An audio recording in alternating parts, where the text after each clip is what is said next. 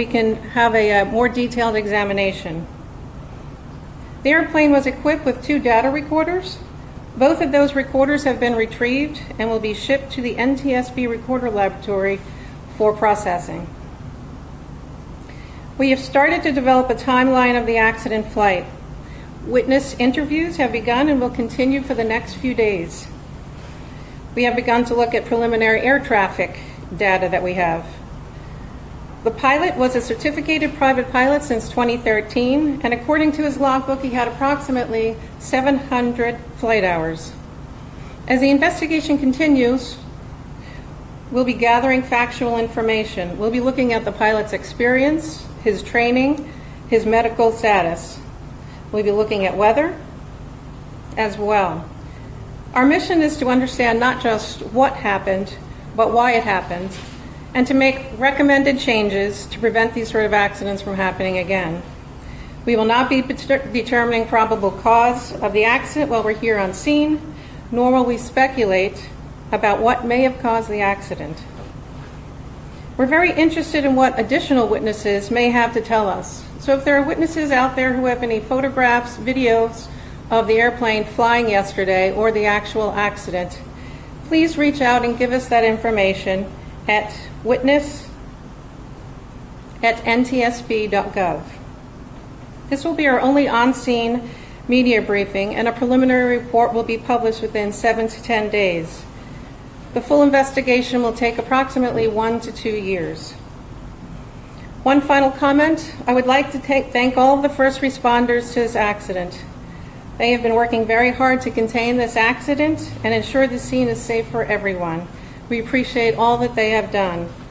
With that, I'd be happy to take a few questions. Ma'am, several witnesses reported seeing the plane diving up and down in what they said was a showboating manner. Can you give any light on that? Can you shed any light on that? Have you heard that? And can you say anything that would refute what they said?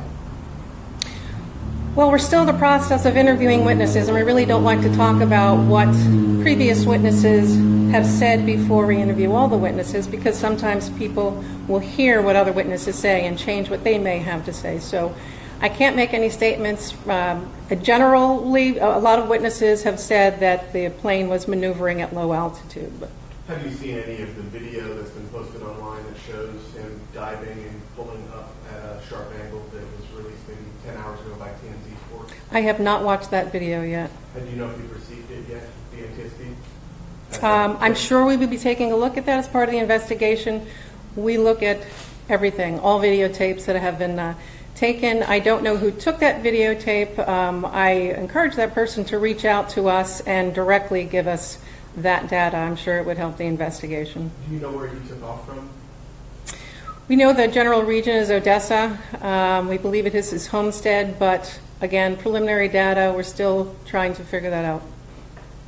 And can you say, based on what you've gathered so far, is there a reason why you're not watching the video? Do you not watch that for a specific investigatory reason, or is it just that you haven't had a chance to yet?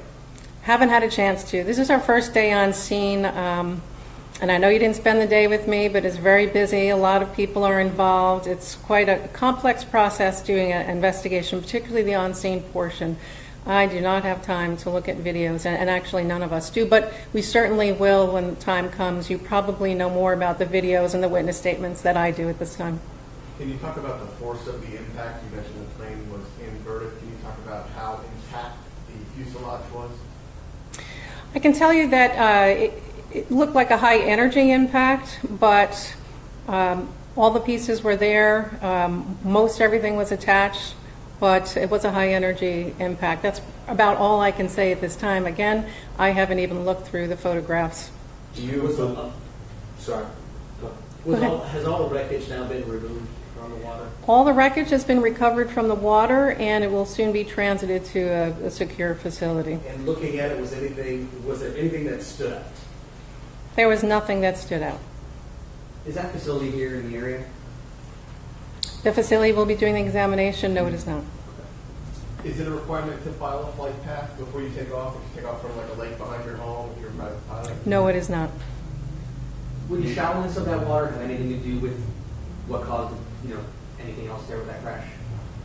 The shallowness of the water is just factual information about where the accident crashed. It probably had nothing to do with the probable cause. This is a pretty new plane. There's been some recent investigations you guys are doing about the Founders crashing, I think in San Francisco. Will you tie that in and look and dig deeper into whether or not this aircraft has a fault with it that you guys need to look into to see if maybe there should be a recall or it should stop being produced? I will say those two previous accidents, those investigations are complete and published, so you can look them up on ntsb.gov. This is a discrete investigation. Every accident's different. They're very complex. So as we move forth in the investigative factual finding phase, if we see anything that we believe might connect it to previous accidents, we certainly will look at that. And if we see anything we think is unsafe, we'll make recommendations immediately. Can you talk much about the plane itself? And I've read that it's described as a sports car with wings that kind of operates like a jet ski. Can you talk anything at all about that and what that plane is like? I have very limited experience with that particular airplane, and at the conclusion of this investigation, I'll probably know a heck of a lot more. I can tell you that it's an amphibious light sport aircraft. It's very sophisticated for a small light sport aircraft. Icon is participating, the manufacturer of the airplane, with us because they are the technical experts, and we will be supervising them and all the support that they give us. So that's one of the reasons we have the party system in the NTSBs, because we cannot be the experts on all airframes, but the manufacturer will be helping us with that. Will the NTSB have the information, based on what you've seen so far, will the NTSB have the information it needs to make a final determination into what caused this crash? At some point, we will have enough information, we will analyze that information and make a determination of probable cause. We'll take two more questions. Can you explain the investigation could take 1 to 2 years to fully complete? Can you elaborate on why it would take that long? Well, there's really a number of reasons. When we do investigations, we look at the human involved, the pilot, the machine, the aircraft, and the environment. And sometimes all the issues that each one of those involved are quite complex. It takes a lot of time to get all the factual data in. The recorders are going to have technical data that we'll be downloading. That will take some time to do and analyze.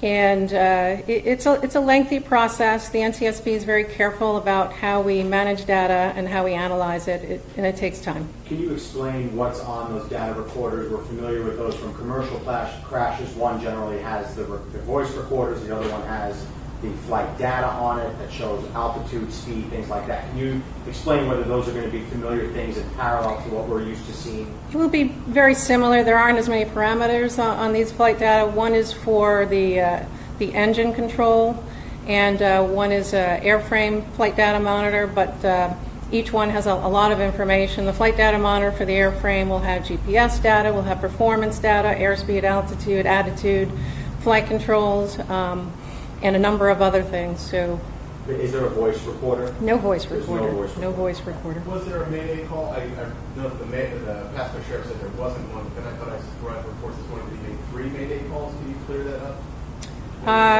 I can't. Again, preliminary information that I have is that no Mayday call was made. Very often, though, it takes days for this information to come out, and then we find out differently. It's all preliminary. It can change, and we're working it out.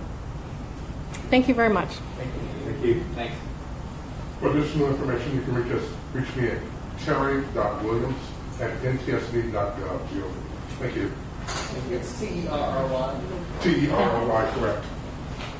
Thank you very much. Thank you.